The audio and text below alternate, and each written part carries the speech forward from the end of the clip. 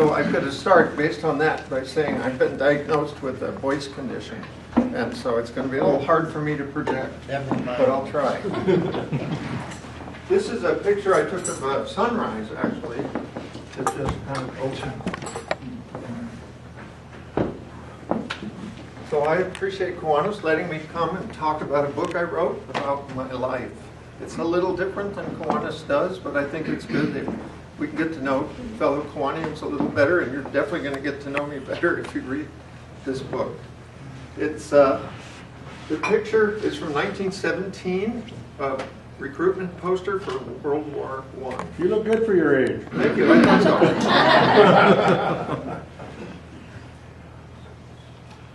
so. It's available on Amazon. It's not a hard copy book. It's an electronic, and that's the way most people are self-publishing now.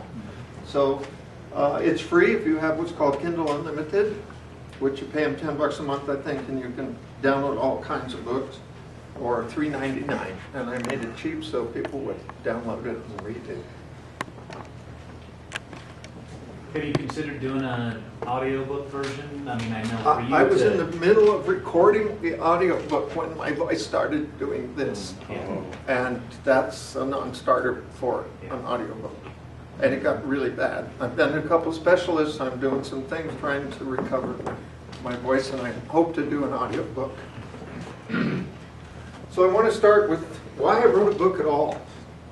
I transitioned my gender 25 years ago. And for 22 of those years, I just lived my life enjoying being the person I always thought I should have been.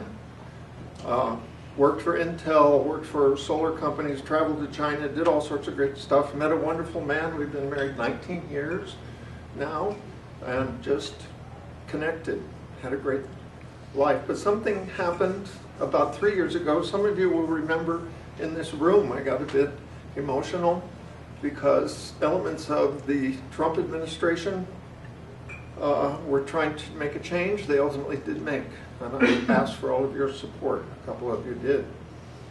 But they removed a couple of words from the list of federally protected classes under Obamacare.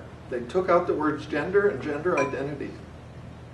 And all of a sudden I was awakened to the fact that there is, and it's ongoing, a social move to criminalize, demonize people like me.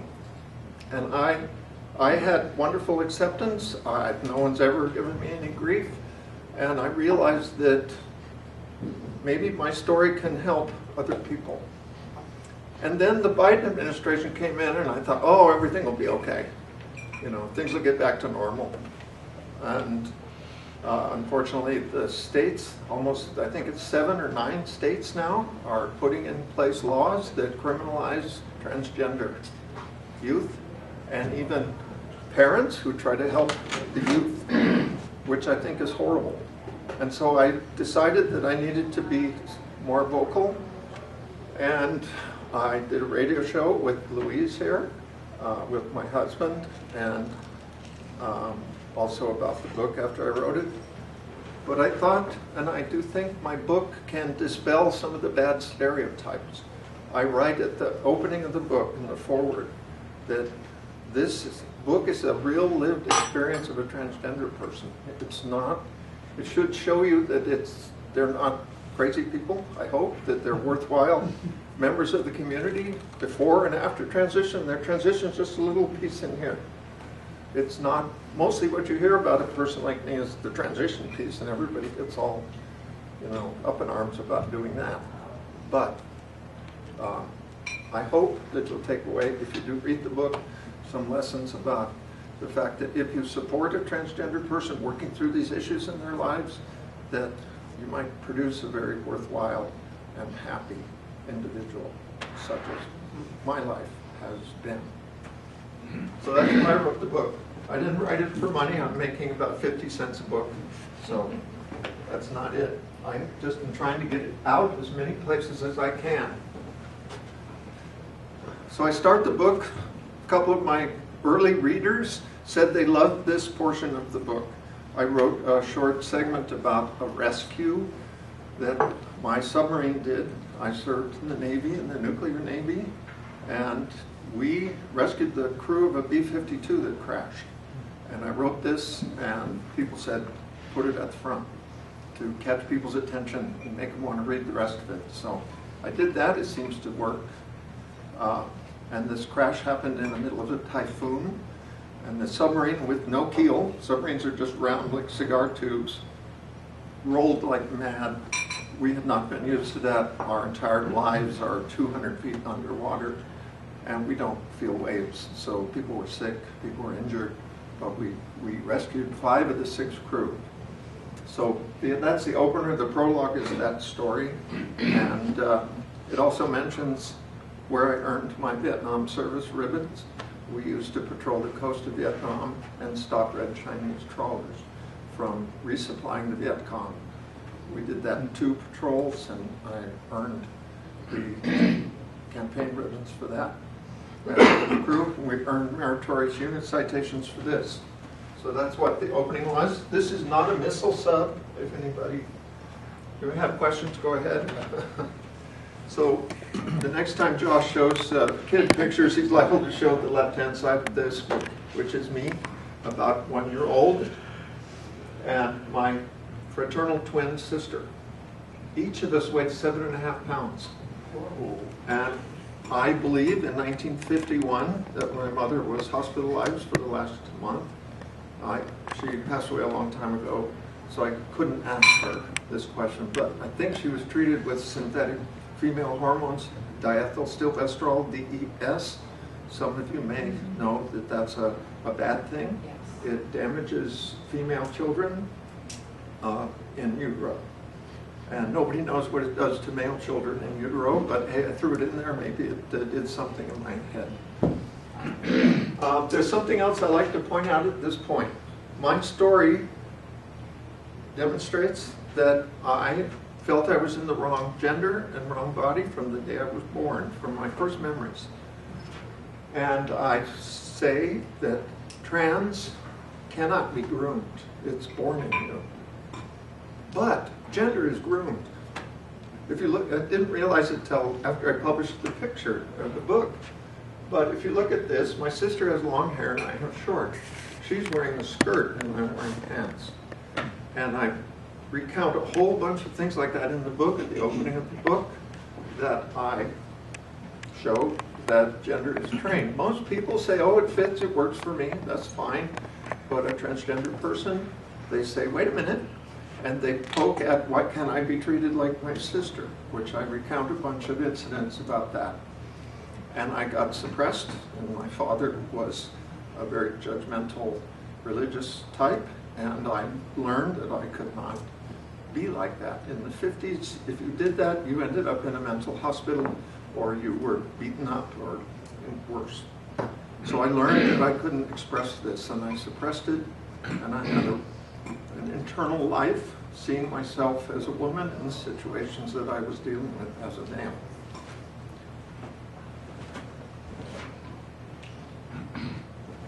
And I was also going through old pictures. I found this. That's my older brother, my sister, and I, and all 3 of us are cross-dressed. So I've got some questions, maybe if my parents were still around, what kind of life they did for us. But I'm on the left, and I am so excited to be, it strikes me, I'm so thrilled to look and be female that I was practically ready to pee. Holy was okay. That's what I take out of that. This is my mom and dad, about 1944. My dad was in the Navy in World War II. My mother's father was in the Navy and submarines in World War I. So it kind of runs in the family. So I went through puberty. Testosterone had its way with me. I have a lot of male characteristics that come from testosterone. And I was also a heterosexual male. I was not gay. Almost everybody, when I first meet them, sometimes if I explain my background, they say, oh, I have a lot of gay friends. I go, well, wait a minute, it's kind of a different thing, you know. But, and When I was 17 years old, they came out with the lottery system for the draft for Vietnam War. And I saw that I was going to be drafted the next year, in 1970. So I enlisted in the Navy in 1969 in the nuclear power program, which gives you some college level education. I figured I'd get something out of it. And it was a 6-year commitment. I spent almost 2 years in training as an electrician and then in nuclear power and all sorts of exotic stuff to me, thermodynamics and chemistry and stuff that they taught us. And then I spent 6 months on the ketchup bottle, which is a prototype submarine with a real reactor and steam plant and power systems, everything except the places to sleep and eat, that is built to make sure the design works before they build a whole bunch. At least in the 60s, that's what they did. I'm sure they do it on computers nowadays. But that thing floated in a tank of water in the middle of Arco, Idaho, in the winter. And we would be in the engine room, learning things, standing watch, writing with grease pencils that would melt because it was so hot in the engine room. And then we'd go outside and grab the doorknob to the building that was in, and our hands would freeze to the doorknob. Because it was 70 below with wind chill outside. Wow. And we had to sleep in the barracks there. Spent 6 months there, qualified on that little submarine. And then I went to sea on a fast attack submarine, it's called, which has no missiles. Our job was to follow Russian subs. And if we declared war, hopefully we could sink that submarine before they could fire their missiles. And that was our main job. We had nuclear torpedoes that we would use. You didn't have to even get very close because the torpedo warhead would create a steam bubble about half a mile in diameter. Their sub would just tumble and be destroyed. And frequently they would have a sub follow us, and then we'd have a sub follow them, and we'd make these daisy chains through the ocean. Here's a couple of images from a similar sub. I stood watch mostly on this watch station, which is the electric plant. The middle one here is the reactor plant. And this is the steam plant of big throttle valves that control our speed. And this is called hot racking because the subs are not built with enough space for everybody to have an individual place to sleep. So we would, if you were new on board, we shared a bunk with 2 other people. And you owned it for 8 hours. And when your 8 hours came, you rolled that person out, and I write some stories about these kind of things in the book. You rolled that person out and climbed in, and it's still warm, so it's called hot racking. But I found a picture of that, and I figured I had to share it. And I lost some hearing and tinnitus my whole life because of the proximity of that little room to this monstrous steam turbine that drove the sub, and they didn't have hearing protection in those days. So those are my service ribbons. I qualified in submarines. The commander of the local VFW post looked at me a little sideways and questioned me about my service, but ultimately the VFW post has been great for me. And I march in the parades. You've probably seen me if you're locals. How am I doing in time? 10 minutes. Okay. I went back to school in the GI Bill. If you read the book, you'll read a fairly long bit about the Navy tried to discharge me dishonorably because I saw something happening and I wanted to talk to a psychiatrist. I wanted to talk about these inner feelings I'd had, and that they marched me off the base and tried to discharge me instead of giving me some therapy in 1974. I fought it. I ended up with a medical honorable, thank God. And I went back to school to GI Bill. I'm a yellow banana slug. This is the mascot of my university. And it says, "Don't pour salt on me." This is the only picture I let people see of me before. And my 2 sons. And my son on the right, the younger one, loves to fish. We still fish. We'll go fishing next week. I thought long and hard about whether to put that picture in, but I spent, I did take to heart some modest therapy I got in '74 that I should not think about changing my gender and following through with living the other gender. They told me basically to make lemonade out of the lemon life had given me. And I tried to do that. I went back to school. I fell in love with my teacher. We married. We had 2 boys. Married for 19 years. And I went up through a career path in facilities engineering, learned how semiconductor factories work, ended up designing them for Intel Corporation. I've designed 5 factories for Intel. This is one of our big factories. I believe that's Arizona. This is a little newer. I designed this one. And they're huge, huge billion-dollar things.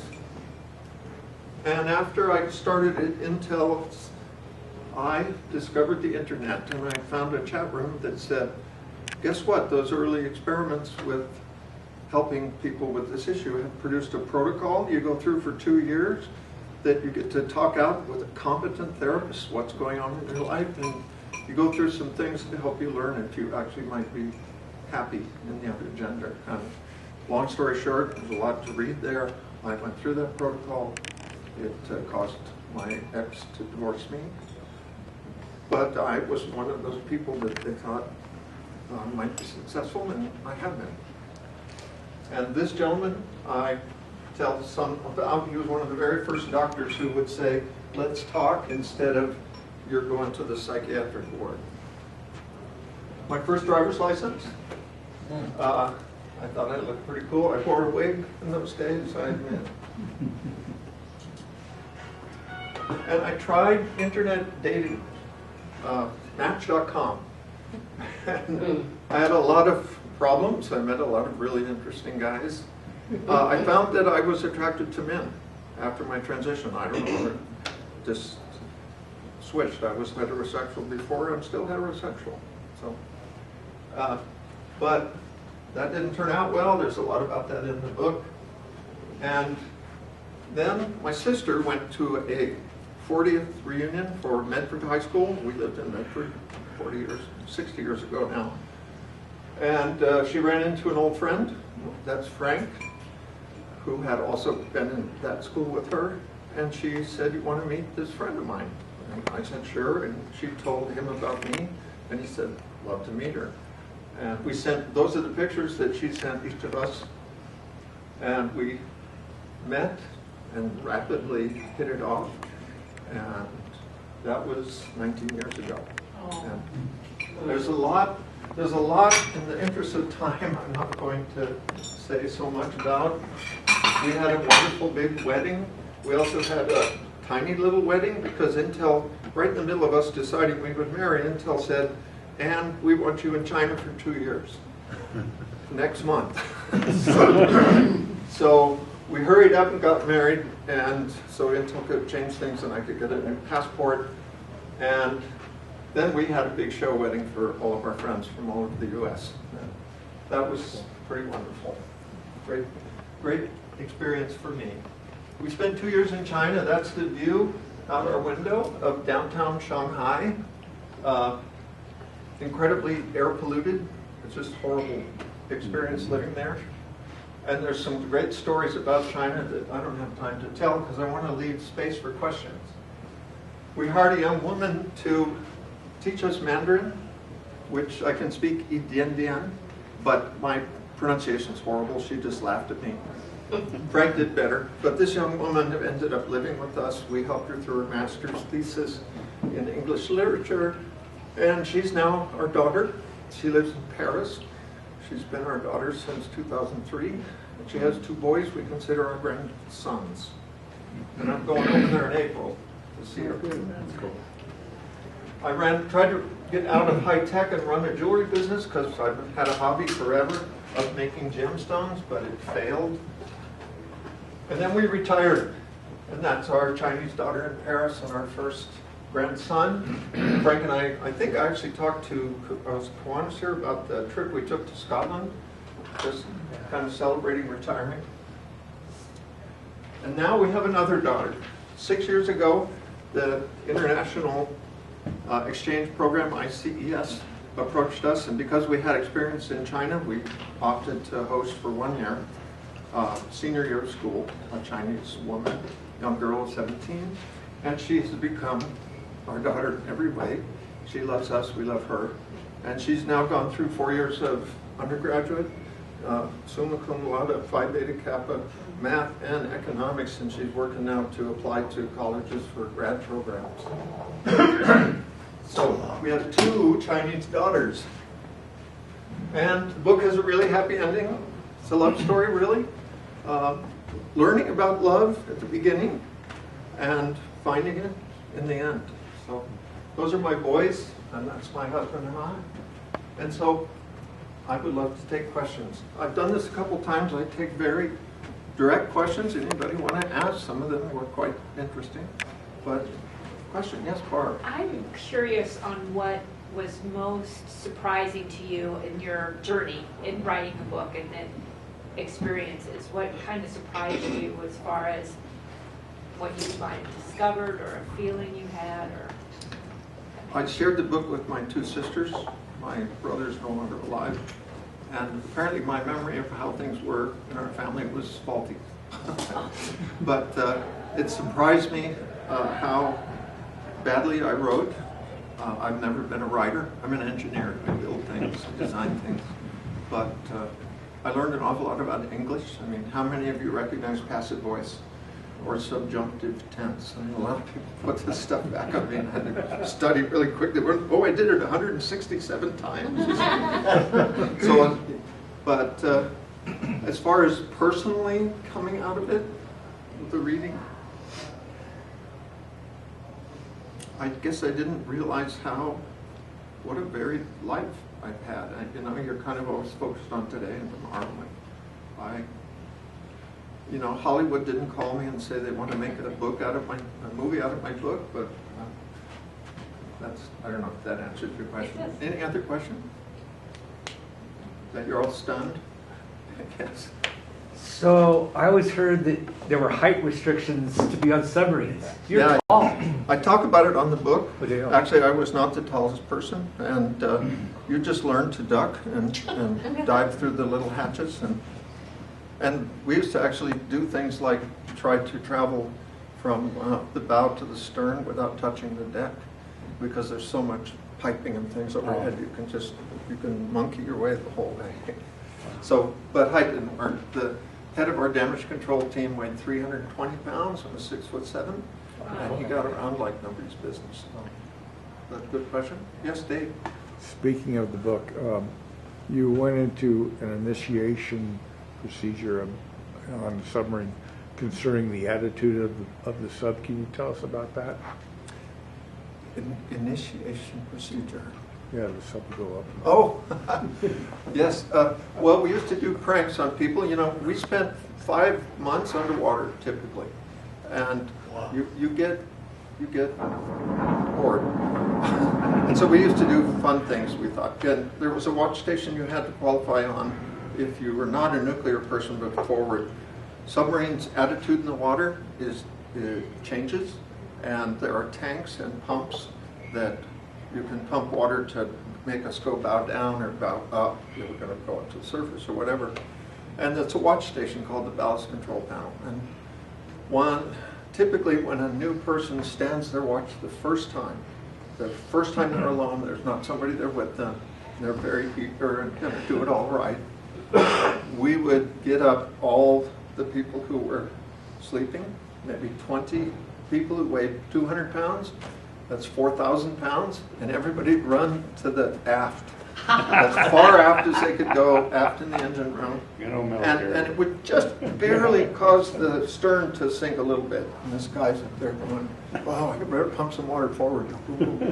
Pump a little more forward. And just when we got a signal that he'd done that, we'd all run forward. And we usually get 1 or 2 transfers. We get to 8,000 pounds and then 16,000 pounds wrong, and the boat's angling up a couple of degrees, and the captain or somebody would come on and say, cut it out, and go back to bed. And the guy would be vastly relieved to know that they knew what they were doing after all. And can I? Yes? I was going to say, I think the people that know you appreciate you for who you are and don't think anything of, other than who you are. But the reason you wrote the book makes sense because I think a lot of people can be closed-minded to that for whatever reason. Yes. Have you had people reach out to you to say that they've read your book and that Yes. it's changed, it's made a difference on their views? Yes, I have. Quite a lot, actually, who appreciated seeing more than just this is, I had the transition. Here's the picture before and after, and some talk about surgery, I also marketed the book initially on Facebook and Amazon, and I got nice comments and a lot of horrible ugliness. And I traced back the horrible ugliness. It comes from the South.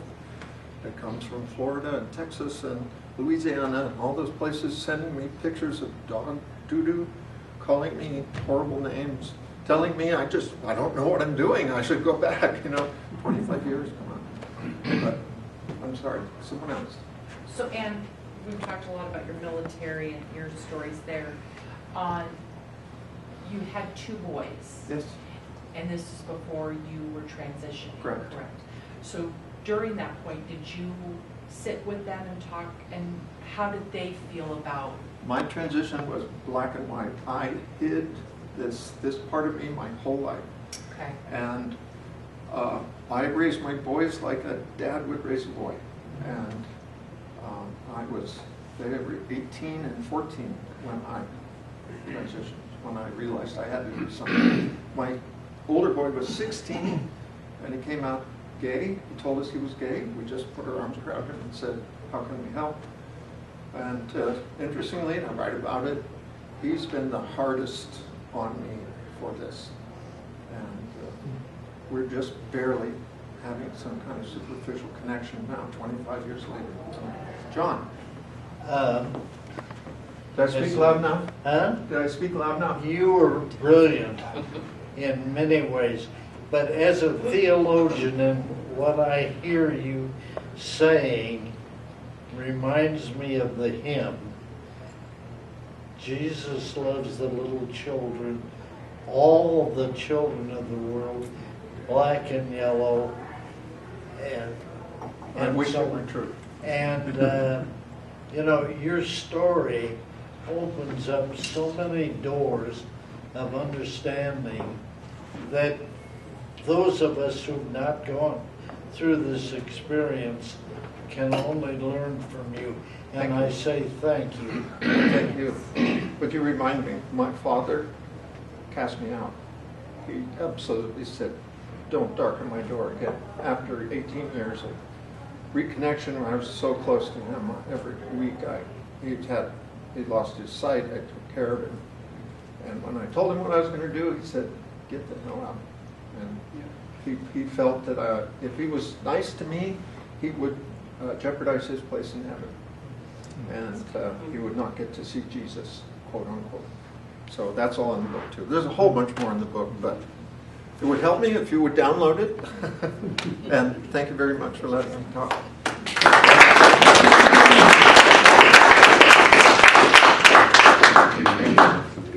So Ian, thank you so much. Pleasure. Very great. I appreciate it. Give you our Right. Kiwanis Is it a pen, photo please. of- Oh, good. I got something. Yeah. Speakers, so of course. It's ridiculous. Appreciate it. All right, guys.